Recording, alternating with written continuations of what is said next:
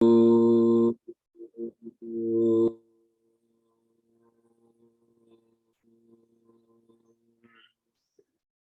परमात्मने नमः। ओम श्री गुरुभ्यो नमः। ओम मातृशक्तये नमः। ओम असतो मा सद्गमय तमसो मा ज्योतिर्गमय मृत्योर्मामृतंगमय। ओम शांति शांति शांति। उपनिषद की कक्षा 108, मांडुक्य उपनिषद की 9वीं कक्षा। 7 मंत्रों पर विचार किया है इन 8 कक्षाओं में, और ये आगे गौड़पादीय कारिका हैं, इसमें कुछ श्लोक दिए हैं। निवृते सर्व दुःखानां ईशाना प्रभुरव्यय अद्वैता सर्वभावानां देवस्तुर्यो विभु स्मृतः। कार्य कारण बद्धौ तौ इससे ते विश्व तेजसौ राज्य कारण बद्धस्तु द्वौ तौ तुर्ये न सिद्ध्यत। न आत्मानं न पराश्च वा न सत्यं नापि चानृतं प्राज्ञः किंचन संवेत्ति तुर्यं तत्सर्वदृक् सदा। निवृत्ते सर्व दुःखानां ईशाना प्रभुरव्यय। सभी दुखों की निवृत्ति होने से जो प्रभु है, ईशाना प्रभुरव्यय, ये 10वां मंत्र है। माने प्राज्य, तेजस और विश्व, ये 3 व्यष्टि पुरुषों का, प्राज्य जो पुरुष है, तेजस पुरुष है और विश्व पुरुष है, इन तीनों में प्राज्य तेजस विश्व लक्षणानाम सर्व दुःखानाम निवृत्ते, इनके सब दुखों की निवृत्ति होने पर तुरीय आत्मा ईशान कहलाता है। राज्य के दुख, तेजस के दुख और विश्व के जो दुख हैं, राज्य वैश्व तेजस विश्व लक्षणानाम सर्व दुःखानाम निवृत्ते। विश्व तेजस, यहाँ पर नान्त प्रज्ञम, ये श्रुति उक्ति अर्थ में तद विवरण रूप इन श्लोकों को यहाँ प्रस्तुत किया जा रहा है। सर्व भावानाम कल्पितानाम अद्वैतो अधिष्ठान भूता, तो उनके नाशे कारणाभावात अव्यय, सब भावों के कल्पित जो सर्व भाव हैं उनका जो अद्वैत है, अधिष्ठान भूत है। तो उसके लिए कहे विविधम स्थान त्रयम अस्मात् भवति इति व्युत्पत्त्या तुरीयो विभुरुच्यते। विभु का अर्थ है विविधम भवति अस्मात् इति विभु। अपादान कारक में विभु शब्द को सिद्ध करेंगे। विविधम स्थानत्रयम अस्मात् भवति इति विभु। 3 स्थान जिससे होते हैं उसको विभु कहते हैं। तुरीय को विभु कहते हैं। नहीं तुरीय अतिरेकेण स्थान त्रयम आत्मानं धारयति। तुरीय के अलावा 3 जो स्थान हैं वो अपने को धारण नहीं कर सकते। 3 स्थान की सत्ता तुरीय के बिना है नहीं, इसलिए बोलते हैं तुरीयम त्रिषु संततम। 3 जो स्थान है, 3 स्थान का मतलब जागृत, स्वप्न और सुसुप्त स्थान। माने जागृत स्थान विश्व, जागृत स्थान वाला विश्व होता है, स्वप्न स्थान वाला तेजस होता है, और उधर जागृत, स्वप्न और सुसुप्त। तो इसलिए कह रहे हैं कि 3 स्थान जिससे होते हैं वो तुरीय को विभु कहते हैं। नहीं तुरीय अतिरेकेण स्थान त्रयम आत्मानं धारयति। तुरीय वो जैसे बिजली के बिना कंप्यूटर काम नहीं करता, बिजली के बिना पंखा काम नहीं करता, लाइट काम नहीं करती, तो बिजली एक प्रकार से इन सब का जीवन प्रद होगी।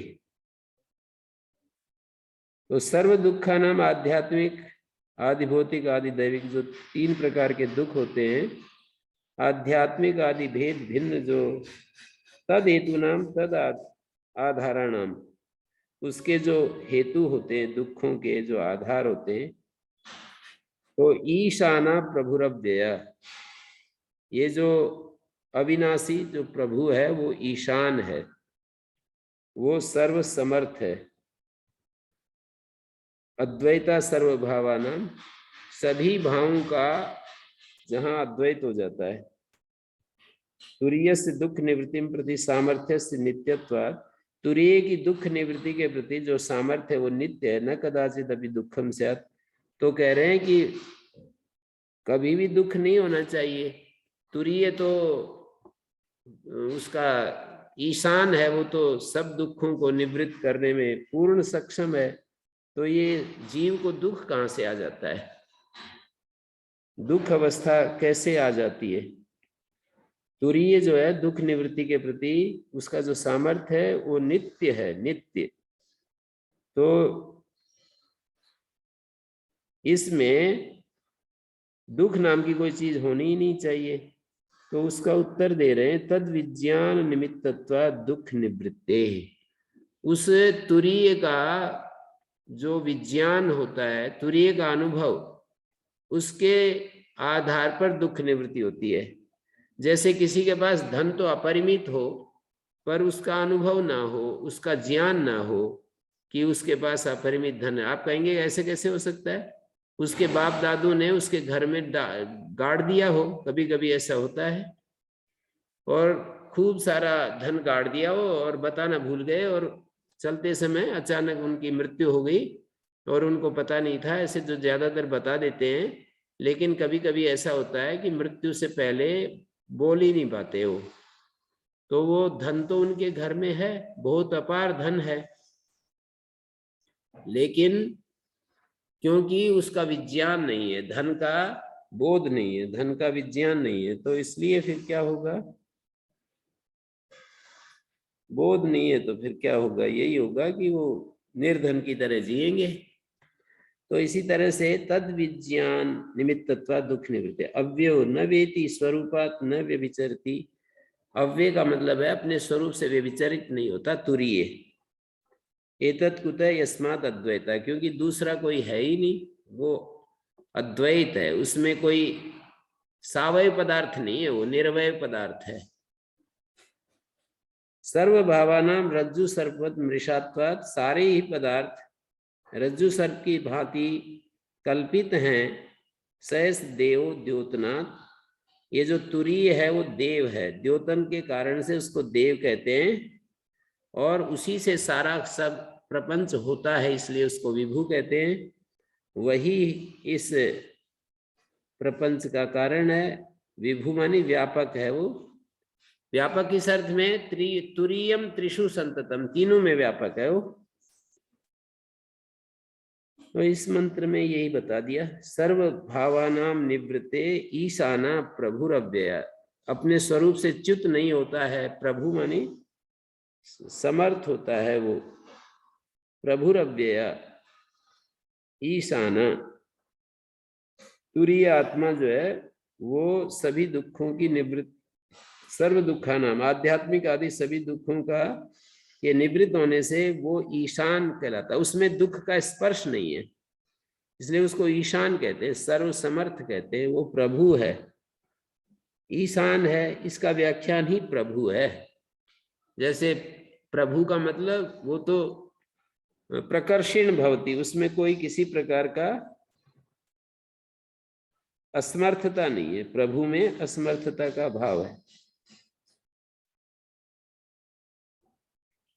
तो ये दुख निवृत्ति प्रति प्रभुर्भवति, वो दुख निवृत्त करने में सक्षम है।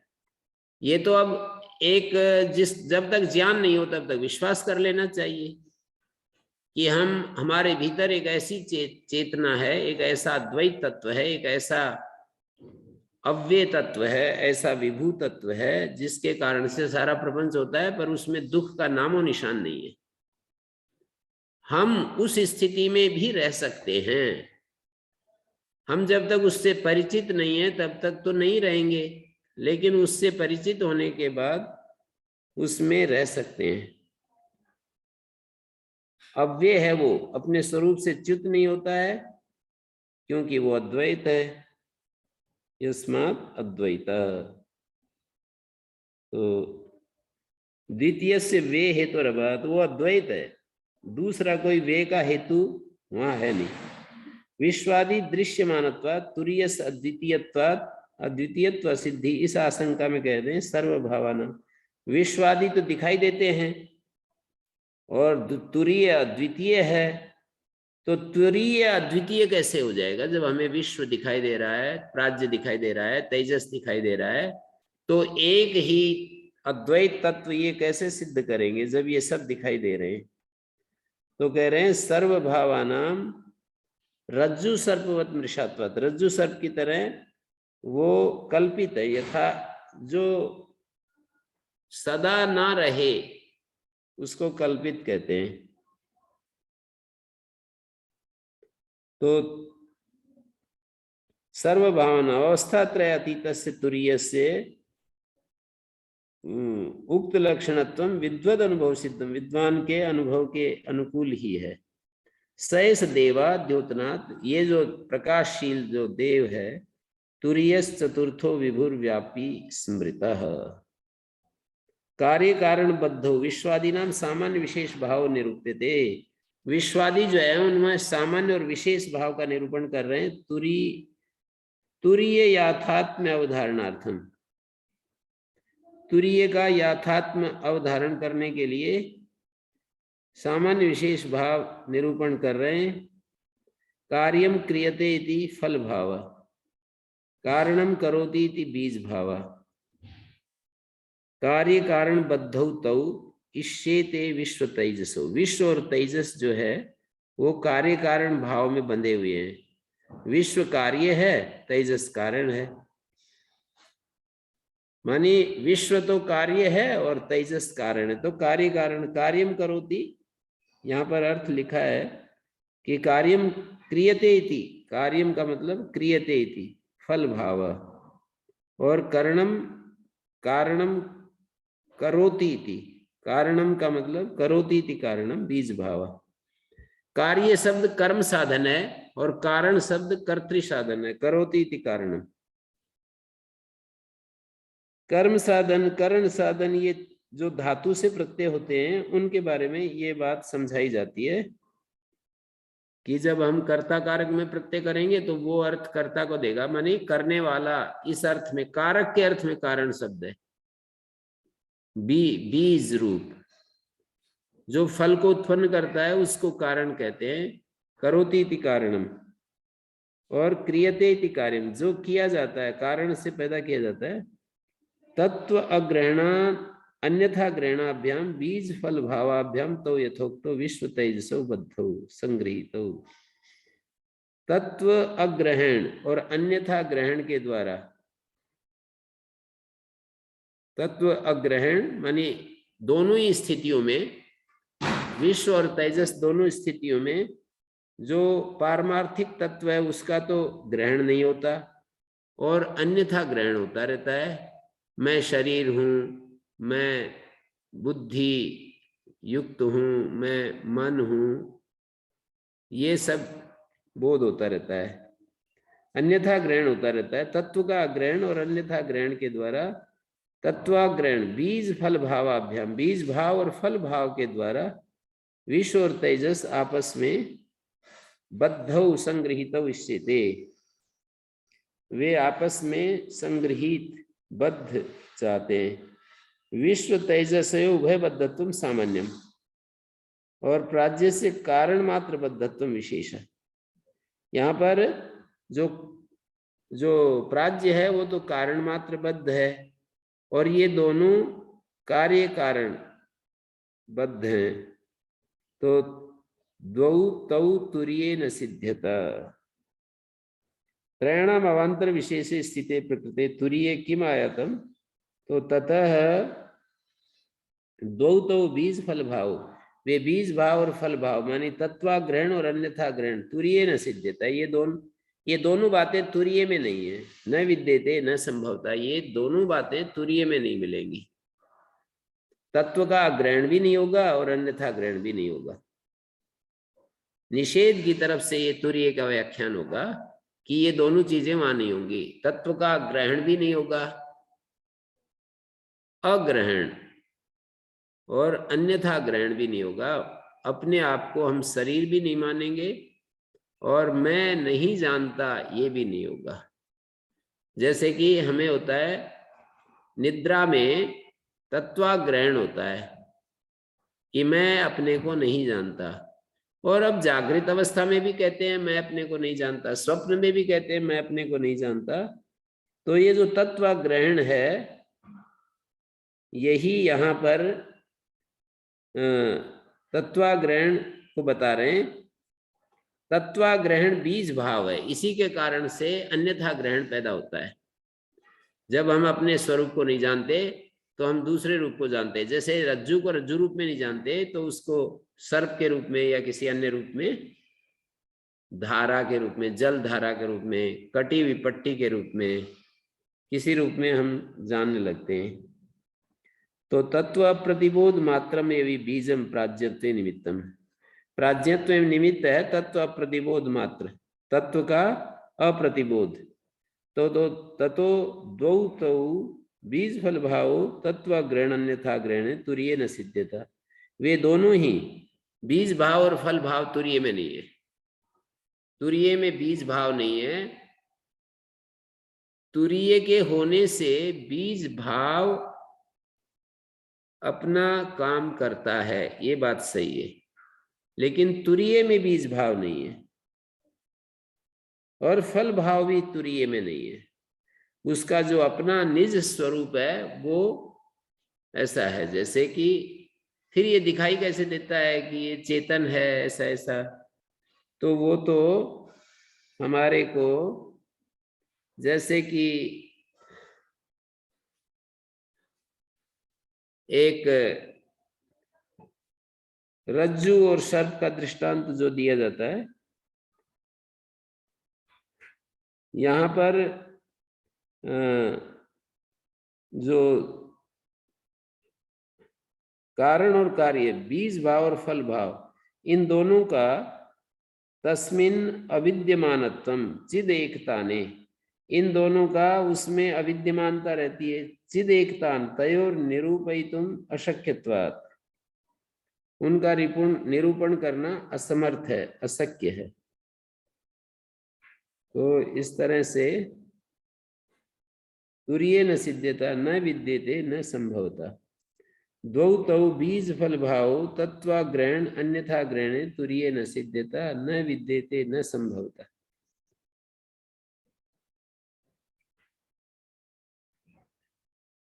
तो ये बात यहाँ पर हो गई। कार्य कारण बद्धौ तौ, कार्य और कारण रूप में एक जो विश्व है वो कार्य के रूप में है फल भाव, और वो कारण के रूप में है। मानी जो तेजस का परिणाम, तेजस बीज भाव है कार्य के लिए, मानी विश्व के लिए। तौ इष्टेते विश्व तेजसो प्राज्ञा कारण बद्धस्तो, और प्राज्ञ केवल कारण बद्ध है। यही बात कही, विश्व तेजसो बद्धौ संगृहीतौ। विश्व और तेजस कार्य कारण बद्ध है, प्राज्ञ बीज भावे ने बद्ध, केवल बीज भाव से बंधा हुआ है। वो तो फल भाव से, विश्व फल भाव से बंधा हुआ है, और ये कारण भाव से बंधा हुआ है। और ये कहना चाहिए कि वो भी फल भाव से बंधा हुआ है, विश्व भी और तेजस भी। तेजस भी विश्व फल भाव से बंधा हुआ है, क्योंकि प्राज्य से जो पहला परिणाम होता है वो सूक्ष्म रूप में तेजस के रूप में होता है। तो तेजस में भी कार्यबद्धता है, और यदि हम विश्व की दृष्टि देखें तो कारणबद्धता है। कारण रूपता और कार्य रूपता दोनों मिल जाएंगे। तो बीज फल भाव तत्व ग्रहण अन्यथा ग्रहणे तुरीय न सिद्ध्यता, द्वौ तौ तुरीय न सिद्ध्यता। वे दोनों कार्य कारण भाव तुरीय में नहीं है। न आत्मानम न पराश्चैव न सत्यम नापि चान्वितम कथम पुनः कारणबद्धत्वं प्राज्यस्य तुरीय व तत्वाग्रहण अन्यथा ग्रहण लक्षणों बंधो न सिद्ध्यता। तुरीय में तत्वाग्रहण और अन्यथा ग्रहण लक्षण जो बंधन है वो सिद्ध नहीं होते। कथम पुनः कारणबद्धत्व, प्राज्य का कारणबद्धत्व कैसे है? कहते यस्माद् आत्मविलक्षणम अविद्या बीज प्रसूतम बाह्यम द्वैतम प्राज्यो न किंचन संवेत्ति यथा विश्व तेजसौ। कहते हैं जैसे अपने से विलक्षण अविद्या बीज प्रसूतम, अपने से विलक्षण कभी कभी कार्य जो होता है कारण के से अत्यंत विलक्षण हो जाता है, कारण से अत्यंत विलक्षण हो जाता है। जैसे कि जगत जो है वो अत्यंत विलक्षण दिखाई दे रहा है। आत्म विलक्षणम अविद्या बीज प्रसूतम, अविद्या बीज से प्रसूत जो बाह्य द्वैत है, प्राज्य न किंचन संवेति, उस द्वैत को प्राज्य बिल्कुल नहीं जानता। प्राज्य नहीं जानता इसका मतलब जब हम गहरी नींद में होते हैं तो उसको बाह्य द्वैत को हम नहीं जानते हैं। यथा विश्व तेजसो, जैसे विश्व और तेजस ये तो जानते हैं हम। एकोन विंशति मुख और सप्तांग स्थूल भूक जागृत स्थान है, तो उस अवस्था में हम जान रहे होते हैं। तो यथा विश्व तेजसो द्वैतम संवेत्ति, विश्व और तेजस संवित्तः बाह्यम द्वैतम प्राज्यो न किंचन संवेति, प्राज्य तो नहीं जानता, विश्व तेजसो संवित्तः, संवेत्ति संवित्तः ऐसे रूप चलेंगे। तो ततश्च असौ तत्वग्रहणेन तमसा अन्यथा ग्रहण बीज भूतेन बद्धो भवति। तो ये जो प्राज्य है तत्व का ग्रहण नहीं हो पाता और अंधकार से तमस के कारण अन्यथा ग्रहण बीज भूतेन, अन्यथा ग्रहण जो बीज है वो भी आ जाता है। यस्मात् तुरीयम तत्सर्वदृक्, तुरीय तो सर्वदृक् होता है।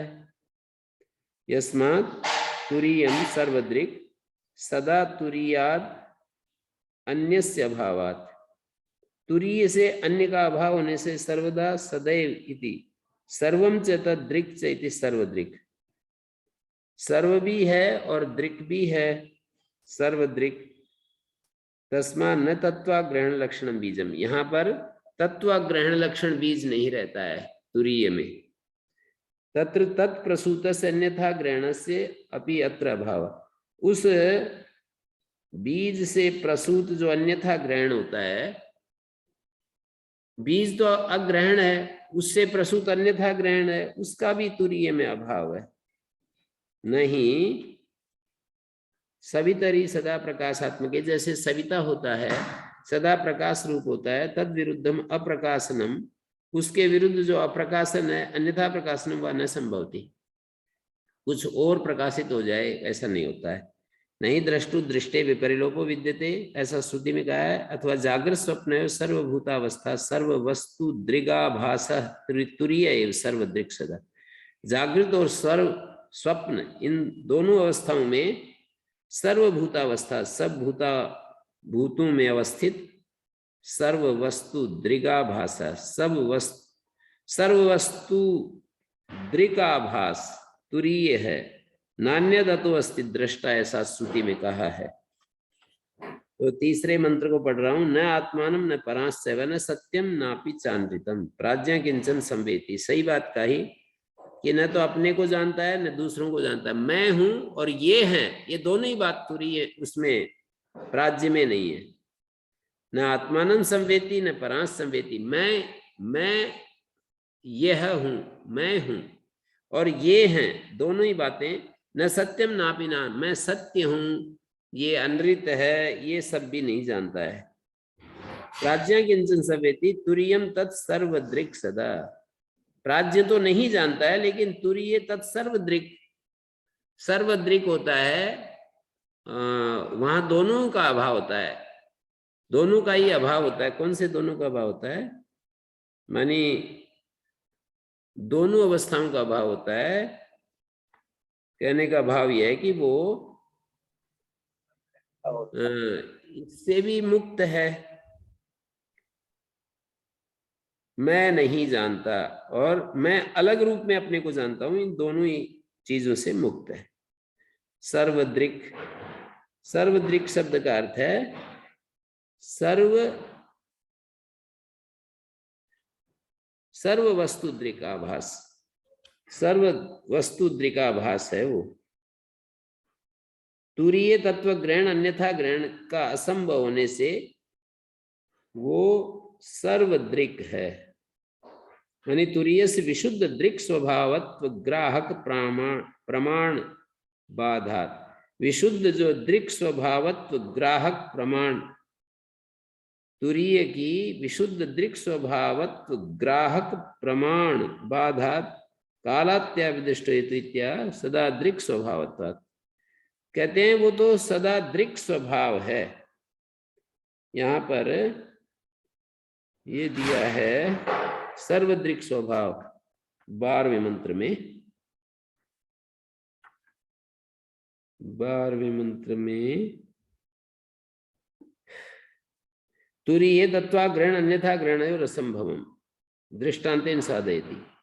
तुरीय सदा दृगात्मत्वम् उक्तम, तुरीय सदा दृग आत्मा रूप है, नहीं द्रष्टु दृष्टे विपरिलोको विद्यते। 13वें मंत्र में कहा द्वैतस्य अग्रहणम तुल्यम उभयो प्राज्य तुरीययो, बीज निद्रा युत प्राज्य साच तुरीय न विद्यते। द्वैत का जो अग्रहण है वो प्राज्य और तुरीय इन दोनों में तुल्य है। अच्छी बात कही। द्वैत दोनों में ही, जैसे प्राज्य अवस्था में भी द्वैत ग्रहण नहीं होता है, मानी जब हम गहरी नींद में होते हैं, और तुरीय में भी नहीं होता है। बीज निद्रा युक्त है प्राज्य, प्राज्य जो है बीज निद्रा से युक्त है, साच तुरीय न विद्यते, वो बीज भी नहीं है, बीज निद्रा का भी नाम निशान तुरीय में नहीं। निमित्तांतर प्राप्त शंका निवृत्त्यर्थोऽयं श्लोक कथम द्वैत ग्रहणस्तुल्यत्वात् कारणबद्धत्वं प्राज्य से। द्वैत ग्रहण के तुल्य होने से द्वैत कारणबद्धत्वं प्राज्य से न तुरीय, तुरीय की कारणबद्धता नहीं है। यस्मात् बीज निद्रा युक्त है तत्व अप्रतिबोधो निद्रा, तत्व का अप्रतिबोध ही नींद होती है, तो बीज निद्रा से युक्त होता है प्राज्य। सैवच विशेष प्रतिबोध प्रसवस्य बीजम, वो निद्रा ही विशेष प्रतिबोध की उत्पत्ति का बीज है। सा बीज निद्रा माने विशेष प्रतिबोध इसी से उत्पन्न होता है जो नींद है। तया युत प्राज्ञा सदा दृक् स्वभावत्वा, दृक् स्वभाव होने से तत्व प्रतिबोध लक्षणा निद्रा तुरीय न विद्यते। तत्व प्रतिबोध लक्षण जो निद्रा है वो तुरीय में नहीं होती।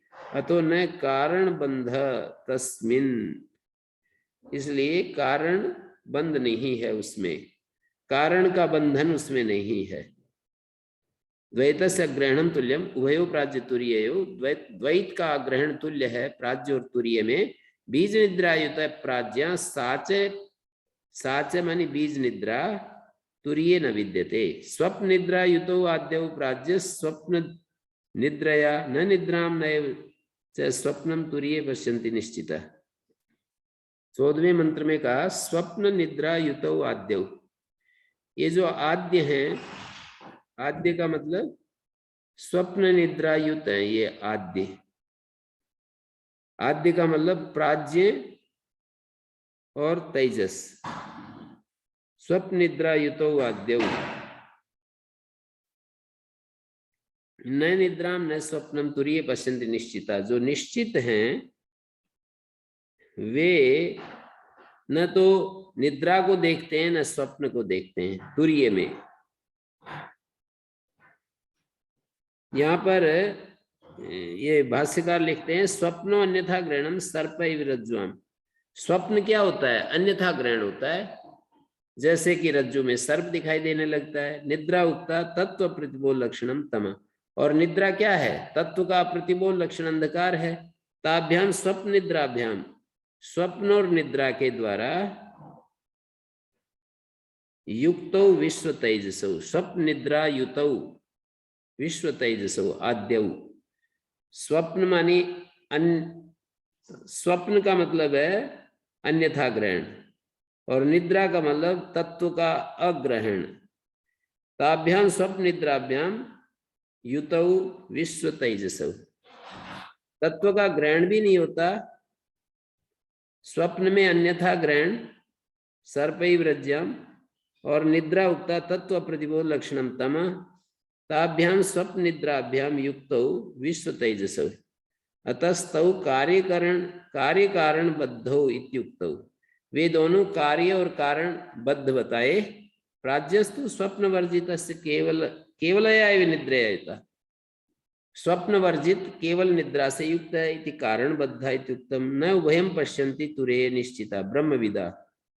ब्रह्मविद निश्चिता मानी ब्रह्म में जो निश्चित रूप से स्थित हैं वे तुरीय में दोनों चीजें नहीं देखते। क्या नहीं देखते? अग्रहण भी नहीं देखते, अन्यथा ग्रहण भी नहीं देखते। अपने आप को आत्म स्वरूप में अनुभव करते रहना मतलब अनात्म रूप में अनुभव करना ये अन्यथा ग्रहण है, और अपने को न जानना ये अग्रहण है। अपने को शरीर आदि जानना ये अन्यथा ग्रहण है। तो जो ब्रह्मविद हैं वे दोनों बातें नहीं देखते हैं। विरुद्धत्वाद सवितरी विताया तमा, जैसे अंधकार इसमें सूर्य में नहीं हो सकता, तो न कार्य कारण बद्धा। तुरीय जो है कार्य कारण से बद्ध नहीं है, कार्य से भी बद्ध नहीं, कारण से भी बद्ध नहीं। कार्यबद्ध यदि हो तो कार्यबद्ध हो तो अन्यथा ग्रहण हो, कारणबद्ध हो तो अग्रहण हो। तो स्वप्न निद्रा युतो वाद्यो विश्व और तेजस, स्वप्न और निद्रा यथा संख्य, स्वप्न से युक्त और निद्रा से युक्त। स्वप्न युक्त मानी अग्रहण से, अन्यथा ग्रहण से युक्त, और निद्रा मानी अग्रहण से युक्त है। विश्व स्वप्न निद्रा युतो वाद्यो, वाद्यो मानी विश्व और तेजस। विश्व और तेजस ये दोनों के दोनों कार्य कारण बद्धौ स्वप्न निद्रा युतो वाद्यो। अन्यथा ग्रहण और अग्रहण तत्व अप्रतिबोध लक्षण जो निद्रा है उसको अंधकार कहते हैं। उन दोनों से स्वप्न निद्राभ्याम विश्व तेजसो युक्तौ। स्वप्न निद्रा युतो वाद्यो, विश्व और तेजस, स्वप्न और निद्रा, स्वप्न मानी अन्यथा ग्रहण और निद्रा मानी अग्रहण, इन दोनों से युक्त होते हैं। हाँ जी।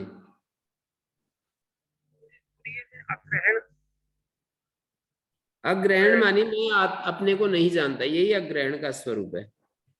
हाँ गुरु जी, कोई साधन तो होता नहीं, आपकी आवाज पता नहीं कैसे इंटरनेट काम नहीं कर रहा है या क्या कारण है, साफ नहीं आ रही। अग्रहण का इतना ही अर्थ है कि मैं अपने को नहीं जानता। अन्यथा ग्रहण का अर्थ है मैं अपने को शरीर आदि के रूप में जानता हूँ। जी गुरु जी, ये तो ठीक है, परंतु तुरीय में जब कोई साधन ही नहीं होता तो फिर वहाँ ग्रहण कैसे होता है? तत्व ग्रहण भी कैसे होता है? बुद्धि आदि तो होती नहीं वहाँ। स्वरूप ही होता है ना वो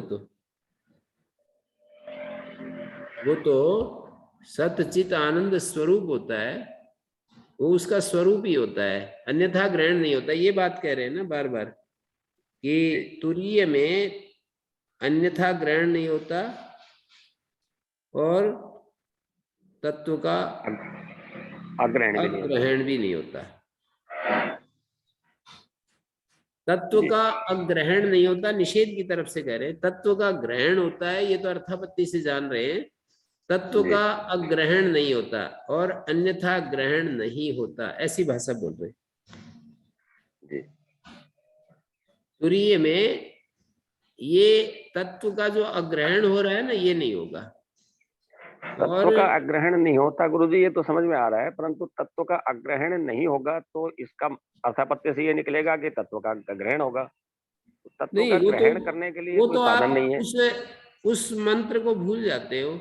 नान्त प्रज्ञम न बहिष्प्रज्ञम न उभयत प्रज्ञम न प्रज्ञान घनम न प्रज्ञम न अप्रज्ञम अदृष्टम अलक्षणम अग्राह्यम अदृष्टम अग्राह्यम अलक्षणम अचिंत्यम अव्यपदेश्यम।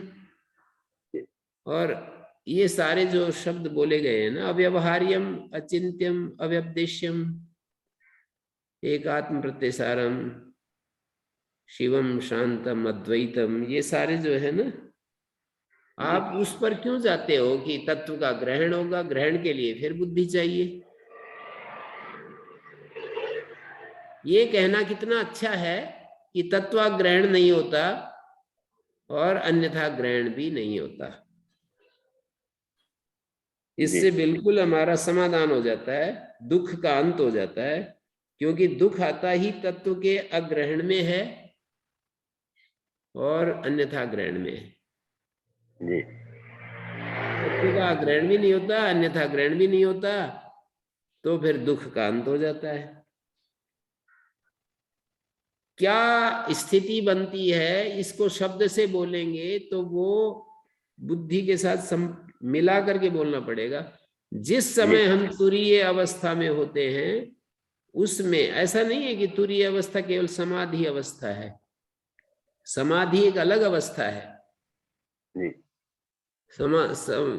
जैसे एक हमारे प्रोफेसर बिमली जी बताया करते हैं इस विषय में कि एक ज्ञान होता है, एक प्रज्ञान होता है, एक संप्रज्ञान होता है, एक असंप्रज्ञान होता है। ज्ञान जिसका होता है उसको ज्ञात कहते हैं, प्रज्ञान जिसका होता है प्रज्ञात कहते हैं, संप्रज्ञान जिसका होता है संप्रज्ञात कहते हैं, और असंप्रज्ञान जिसका हो तो असंप्रज्ञात कहते हैं।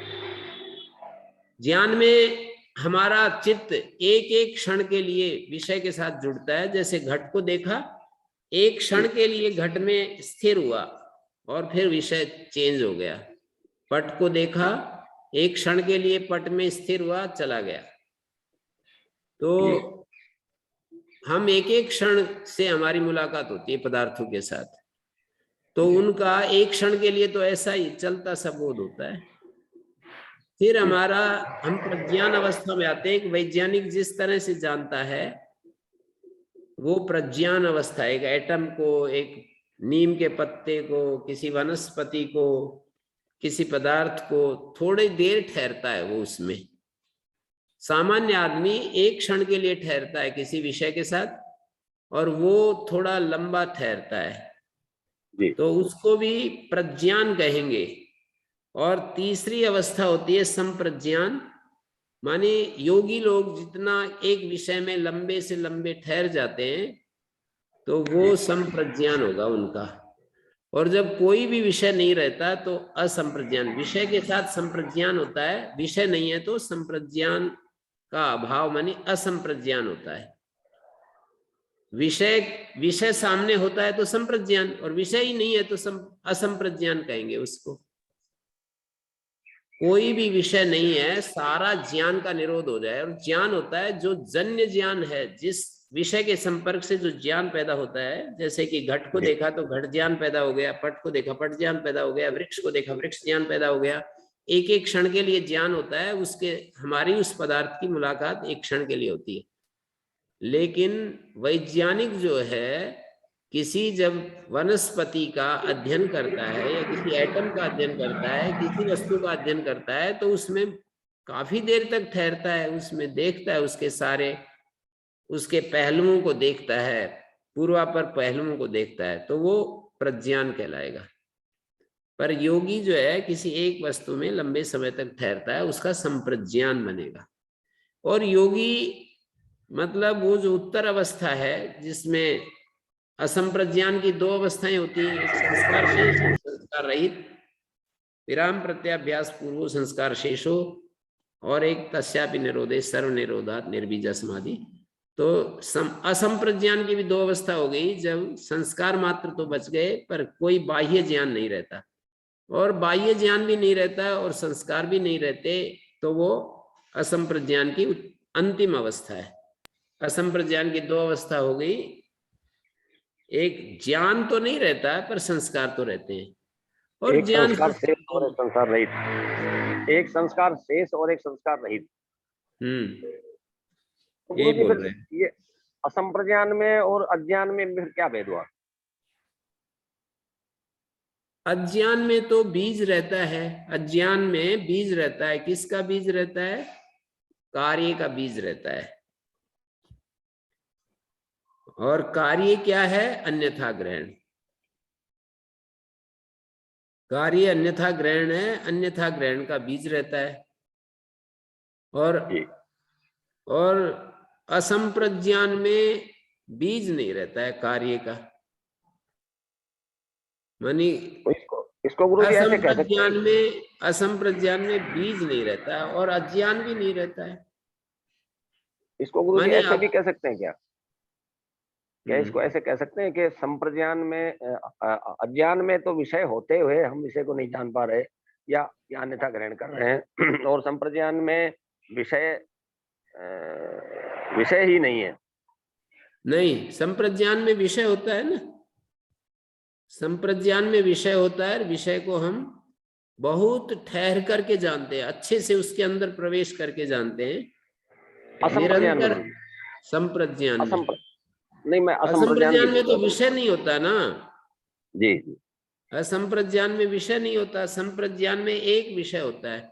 ऐसे भी समझ सकते हैं इसको, वृत्ति के सापेक्ष भी समझ देते हैं कि ज्ञान में नाना वृत्तियां होती हैं, जी प्रज्ञान में भी नाना वृत्तियां होती हैं, पर कुछ कुछ देर तक रहती है। उधर क्षिप्त मूड विक्षिप्त अवस्था आ जाती है। जी प्रज्ञान में विक्षिप्त अवस्था अर्थात हम कुछ लंबे समय तक नाना वृत्तियों में रहते हैं। नाना वृत्तियां एक एक क्षण में बदलें और नाना वृत्तियां थोड़ी थोड़ी देर में बदलें, ये अंतर जी होता है प्रज्ञान में और ज्ञान में। जी और संप्रज्ञान में नाना वृत्तियां नहीं रहती, एक वृत्ति रहती है। जी और असंप्रज्ञान में अवृत्ति रहती है, जी कोई वृत्ति नहीं होती है। वृत्ति के लिए कोई विषय ही नहीं होता, ऐसा कहें। हाँ, कोई विषय होगा तभी वृत्ति बनेगी। जी जी धन्यवाद गुरु। तो इस तरह से इसको हम देख सकते हैं कि ये जो अवस्था है असंप्रज्ञान अवस्था, वहां कोई विषय न होने से इसको तार्किक लोग, नैयायिक लोग जो है यूं कहेंगे कि कोई विषय नहीं होता है तो ज्ञान भी नहीं होता है। और एक प्रकार से वैसी स्थिति आ जाती है जैसे कि अज्ञान की स्थिति होती है, क्योंकि वे आत्मा को ज्ञान स्वरूप नहीं कहते। विषय के संपर्क से आत्मा में वो सामर्थ्य है जो ज्ञान को उत्पन्न करता है। आत्मा में ज्ञान उत्पन्न होता है विषय के संबंध से, ऐसा उनका कहना देखना है। मानी वे जब असंप्रज्ञान की स्थिति होगी तो वहां कोई ज्ञान नहीं होगा, स्वयं का भी ज्ञान नहीं होगा, ऐसा वो कह देते हैं। लेकिन यहां वेदांत में या सांख्य योग में आत्मा जो है चित स्वरूप है, तो ये नहीं कहेंगे कि जब विषय नहीं है तो आत्मा का चैतन्य भी नहीं है। तार्किकों के अनुसार आत्मा में एक सामर्थ्य है ज्ञान को उत्पन्न करने की, विषय के संपर्क से ज्ञान उत्पन्न होता है आत्मा में, लेकिन विषय नहीं है तो ज्ञान भी उत्पन्न नहीं हो रहा है। पर वो स्वयं भी उसमें किसी प्रकार का ज्ञान नहीं है, ऐसा वो कहेंगे। सांख्य योग में कहेंगे कि वो ज्ञान स्वरूप है, आत्मा चेतन स्वरूप है, इसलिए विषय न होने पर भी चैतन्य बच जाता है। यही बात उसमें कहेंगे, वेदांत में कहेंगे कि जितना भी ज्ञान जो जन्य ज्ञान है वो एक वृत्ति तक रहती है। जब अवृत्ति की स्थिति आ जाती है, वृत्ति रहित स्थिति आ जाती है, तो जन्य ज्ञान तो बंद हो जाता है, पर अजन्य जो स्वाभाविक ज्ञान स्वरूप है जो आत्मा, वो तो बना रहता है। और आत्मा का स्वाभाविक जो ज्ञान स्वरूप है वही उसका आनंद स्वरूप भी है, वहां दुख नाम की कोई चीज नहीं रहती है। तो इस तरह से उसको योग शास्त्र को भी जोड़ करके देख सकते हैं। आचार्य जी, हाँ जी, ये जो असंप्रज्ञात अवस्था है या हाँ जी, उसको अवृत्तियां आप करें, तो उसमें अवृत्ति, एक तो अवृत्ति, हाँ जी, तो इसमें दूसरी तो बिल्कुल शांत सन्नाटा, हाँ जी। और में भाव रहे न रहे, क्या मतलब इसमें कुछ थोड़े, जैसे आप बोले आनंद स्वरूप, ये कैसा मतलब माने एक दार्शनिक है जो सांख्य योग, वो कहेंगे कि आत्मा बस चैतन्य स्वरूप रहता है, आनंद भी तब होता है जब किसी विषय के संपर्क में होते हैं। वह वेदांत में कहेंगे नहीं, वहां पर एक भावात्मक आनंद भी होता है और वो ज्ञान से अभिन्न, उसका अनुभव भी होता है। तो वो एक स्थिति है असंप्रज्ञान या तुरीय जो स्वरूप बताया, उसमें तुरीय स्वरूप में अग्रहण और अन्यथा ग्रहण। अग्रहण का मतलब मैं अपने को नहीं जानता, अन्यथा ग्रहण का मतलब मैं अपने को शरीर के रूप में जानता हूं। तो ये दोनों ही बातें तुरीय में नहीं होती, तुरीय में नहीं होती। स्वप्न निद्रा युतो वाद्यो प्राज्यस तू अस्वप्न निद्रया। प्राज्य जो होता है, प्राज्यस्तु अस्वप्न निद्रया, माने जो प्राज्य है स्वप्न वर्जितया निद्रया युत भवति। प्राज्य जो है अस्वप्न निद्रया, स्वप्न रहित निद्रया, स्वप्न वर्जित केवल निद्रा से युक्त होता है। कहां पर प्राज्य की स्थिति बता रहे हैं, स्वप्न रहित निद्रा से युक्त होता है। न निद्राम नैव स्वप्नम तुरीये पश्यन्ति निश्चिता। ब्रह्मविद लोग न तो निद्रा को देखते हैं न स्वप्न को देखते हैं तुरीय में, क्योंकि वो कार्य कारणबद्ध नहीं है ना। तुरीय कार्य कारणबद्ध नहीं है, प्राज्य कार्य कारणबद्ध है। प्राज्य कारणबद्ध है, और जो स्वप्न और जो विश्व है, तेजस और विश्व है, वो कार्य कारण दोनों से युक्त है। प्राज्य केवल कारण से युक्त है। कारण युक्त का मतलब न जानना, अपने को न जानना, ये कारण अवस्था है। अपने को अन्यथा जानना, ये कार्य अवस्था है। जहां कार्य अवस्था है, अपने को न जानना, ये तो बना ही रहता है ना, कारण तो रहता ही है। अपने को न जानना, ये चीज स्वप्न में भी होती है, विश्व अवस्था में भी होती है। और अन्यथा जानना, ये दो चीजें और आ जाती हैं। पर प्राज्य अवस्था में अपने को न जानना होता है, अन्यथा जानना नहीं होता है। तो ज्ञानी लोग तुरीय में स्वप्न और निद्रा को नहीं देखते हैं, न कार्य कारणबद्ध। अन्यथा गृह्णता स्वप्नो निद्रा तत्व अजानता विपर्यासे तयो क्षीणे तुरीयम पदमस्नुते। कह रहे हैं अन्यथा गृह्णता स्वप्नो, अन्यथा ग्रहण जब होता है तब स्वप्न होता है। निद्रा तत्व अजानता, निद्रा कब होती है? जब तत्व को नहीं जानते। विपर्यासे तयो क्षीणे, जब उन दोनों का वो हो जाता है, क्षीणता आ जाती है। विपर्यासे का मतलब हो गया अन्यथा ग्रहण, और उनका विपर्यास होने पर, भाष्यकार ने ये दिया है यहाँ पर, कदा तुरीय निश्चितो भवति। तुरीय में निश्चित कब होता है? तो कहते हैं स्वप्न जागृत अन्यथा रज्ज्वाम सर्पम इव गृह्णता। रज्जु में जैसे सर्प का ग्रहण करने लगे कोई, तो स्वप्न और जागृत दोनों अवस्थाओं में जब अन्यथा ग्रहण होने लगे, मानी अपने को शरीर रूप में समझने लगे, अपने को कुछ और रूप में, अपने को प्राण रूप में, अपने को आत्मा से भिन्न रूप में अपने को जानने लगते हैं, तत्वम स्वप्नो भवति। सर्पम इव गृह्णता तत्वम,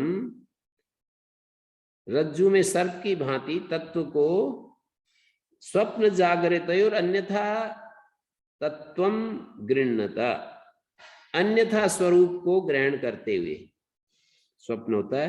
निद्रा तत्व अजानता, और निद्रा क्या होती है?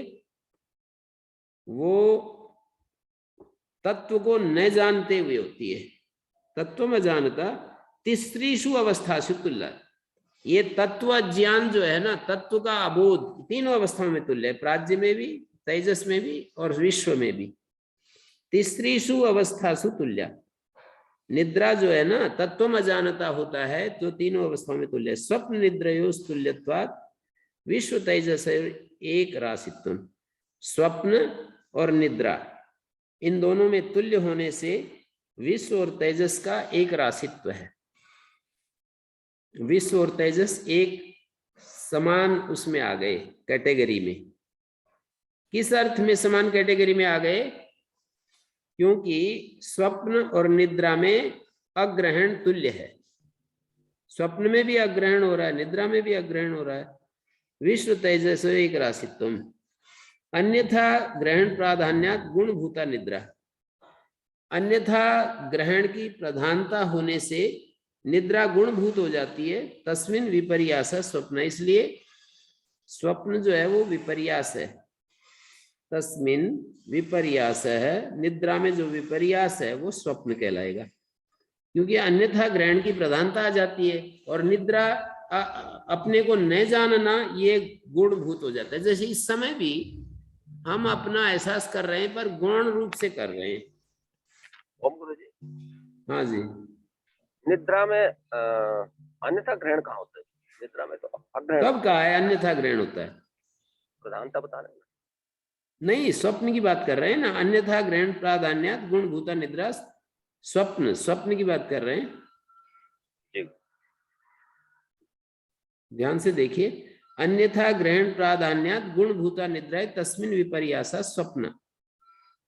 स्वप्न की बात कर रहे हैं कि अन्यथा ग्रहण की प्रधानता होने से निद्रा गुणभूत हो जाती है स्वप्न में। ठीक। तृतीय तो स्थान है, लेकिन तीसरा स्थान जो है तत्व ज्ञान लक्षणा निद्रा एवं केवला। तीसरा स्थान क्या है? निद्रा, प्राज्य। तत्व ज्ञान लक्षणा निद्रा एवं केवला विपर्यास। अतस्तयो कार्य कारण स्थानयो, उन दोनों का जो कार्य और कारण स्थान है अन्यथा ग्रहण और अग्रहण लक्षण विपर्यास में। अतस्तयो कार्य कारण स्थानयो, कार्य स्थान और कारण स्थानयो अन्यथा ग्रहण अग्रहण लक्षण, अन्यथा ग्रहण और अग्रहण लक्षण विपर्यासे कार्य कारण बंध रूपे परमार्थ तत्व प्रतिबोधता। परमार्थ तत्व के बोध से परमार्थ तत्व प्रतिबोधता क्षीणे तुरीयम पदमश्नुते तदा उभय लक्षणम बंध रूपम। तुरीयम पदमश्नुते तदा उभय लक्षणम बंध रूपम तत्र अपश्यन तुरीय निश्चितो भवति इत्यर्थ। ये बता रहे हैं अन्यथा ग्रहणता स्वप्न निद्रा तत्व अजानता विपर्यासे तयो, तयो मानी तेजस प्राज्ञयो विपर्यासे क्षीणे। विपर्यासे क्षीणे, तेजस और प्राज्ञ का जो विपर्यास है वो क्षीण होने पर। तेजस का विपर्यास क्या होता है? प्राज्ञ का विपर्यास क्या होता है? सुसुप्ते अज्ञान में विषय, सुसुप्त अवस्था में अज्ञान ही विषय होता है, अग्रहण विषय होता है। अन्यथा ग्रहण जो विपर्यास है स्वप्न में तेजस में क्षीण हो जाता है। विपर्यासे तयो, तयो मानी तेजस प्राज्ञयो, तेजस और प्राज्ञ के विपर्यास के क्षीण होने पर, ऐसा अर्थ बनेगा। तृतीय तो स्थाने तत्वाज्ञान लक्षण निद्रा एवं केवला विपर्यास। ये जो निद्रा है यही विपर्यास है। तत्व ज्ञान लक्षणा निद्रा एवं केवला विपर्यास। अतस्तयो कार्य कारण स्थानयो, वे दोनों जो तेजस और प्राज्ञ या तेजस और विश्व, कार्य कारण स्थानयो अन्यथा ग्रहण अग्रहण लक्षण विपर्यासे। कार्य कारण स्थानयो, कार्य और कारण स्थान जो अन्यथा ग्रहण और अग्रहण लक्षण विपर्यास होने पर कार्य कारण बंध रूपे परमार्थ तत्व प्रतिबोधता। परमार्थ तत्व प्रतिबोध के कारण जब क्षीण हो गया, वो कार्य कारण बंध रूप जब क्षीण हो गया तो तुरीयम पदमश्नुते। ये बताया विपर्यासे तयो क्षीणे, उन दोनों का विपर्यास जब क्षीण हो गया। विपर्यास का मतलब तेजस और प्राज्ञ का जो विपर्यास है वो जब क्षीण हो गया तो फिर तुरीयम पदम अश्नुते। तुरीयम पदम उभय लक्षणम बंध रूपम तत्र अपश्यन तुरीय निश्चितो भवति। उभय लक्षण जो बंध रूप है उसको न देखता हुआ, बंध लक्षण उस पद को न देखता हुआ निश्चित हो जाता है। कार्य कारण स्थानयो अन्यथा ग्रहण अग्रहण लक्षण विपर्यासे। कार्य कारण तेजस और प्राज्य में जो कार्य रूप अवस्था है अन्यथा ग्रहण, कारण रूप अवस्था अग्रहण, अन्यथा ग्रहण और अग्रहण लक्षण जो विपर्यास है, विपरीत भाव है, कार्यकरण बंध रूपे परमार्थ तत्व प्रतिबोधता क्षीणे, उस विपर्यास के क्षीण होने पर, यहां विपर्यासे क्षीणे ऐसा अन्वय होगा।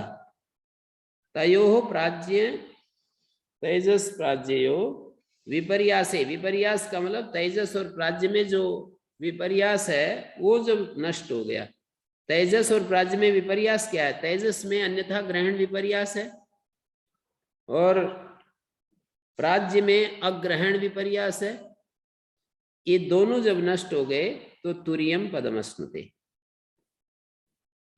अनादि मायया सुप्तो यदा जीवा प्रबुध्यते अजम अनिद्रम अस्वप्नम अद्वैतम बुध्यते तदा। अब ये बता रहे हैं कि अनादि माया से जागा हुआ जीव जब प्रबुध्यते, अनादि माया से सोया हुआ, अनादि माया या सुप्ता यदा जीवा प्रबुध्यते, सोया हुआ जीव जब जागता है तो अजम अनिद्रम अस्वप्नम, जिसका जन्म नहीं होता, जिसको कोई किसी प्रकार का निद्रा नहीं होती, स्वप्न नहीं होता, अद्वैतम बुध्यते तदा, ऐसे अद्वैत तत्व का बोध हो जाता है। योयम संसारी जीवस्य उभय लक्षणेन तत्व प्रतिबोध रूपेण बीजात्मना अन्यथा ग्रहण लक्षणेन अनादि काल प्रवृत्तेन माया लक्षणेन स्वप्नेन, माया लक्षण जो स्वप्न है, ममायम पिता पुत्रोयम, ये मेरे पिता हैं, ये मेरे पुत्र हैं, ये मेरा नाती है, ये मेरा खेत है, घर है, पशु हैं, अहम ऐसाम स्वामी, मैं इनका स्वामी हूं, मैं सुखी हो रहा हूं, मैं बड़ा दुखी हूं, क्षयितो अहम अनेन, इसके द्वारा मैं नाश कर दिया, इसने मेरे को बहुत बढ़ा दिया। अनेन च एवं प्रकार का स्वप्नान, ऐसे स्वप्न जो है देख रहा होता है। जागृत अवस्था में ये स्वप्न बता रहे, स्थानद्वये विपश्यन्, दोनों स्थानों में, माने तेजस अवस्था में भी ऐसे स्वप्न आते हैं और जागृत अवस्था में भी आते हैं।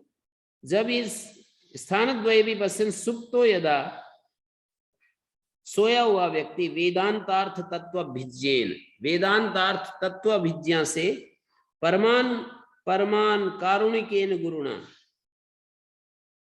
परम जो कारुणिक गुरु के द्वारा, नास्ति एवं तुम हेतु फलात्मका, अरे तुम हेतु रूप और फल रूप ऐसे नहीं हो। हेतु रूप मानी कारण रूप और फल रूप ऐसे नहीं हो, किंतु तत्वमसि, तुम तो वही हो चैतन्य स्वरूप। प्रतिबोध्यमानो यदा तदा एवं प्रतिबुध्यते, जब गुरु इस तरह से हमें बोध कराता है तो हम जाग जाते हैं और अपने स्वरूप को समझ लेते हैं। नास्मिन बाह्यम आभ्यंतरम व जन्मादि भाव विकारो अस्ति, इसमें जन्मादि भाव विकार नहीं है, बाह्य और आभ्यंतर भी नहीं है।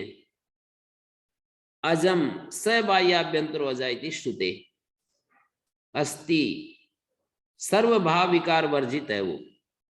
यस्मात् जन्मादि कारण भूतम नास्मिन अविद्या तमो बीजम निद्रा विद्यते अनिद्रम, जन्मादि कारण भूत जो अविद्या का जो अविद्या तमो बीज है वो भी नहीं है। अनिद्रम ही तत्तुरीयस्यैव अस्वप्नम, जो अनिद्र अवस्था है तुरीय की, वो अस्वप्न अवस्था है। यस्माच्च अनिद्रम अस्वप्नम तस्मात् अद्वैतम तुरीयम आत्मानं बुध्यते तदा, तब अपने आप को जान लेता है।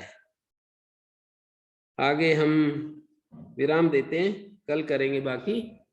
ओम शांति शांति शांति।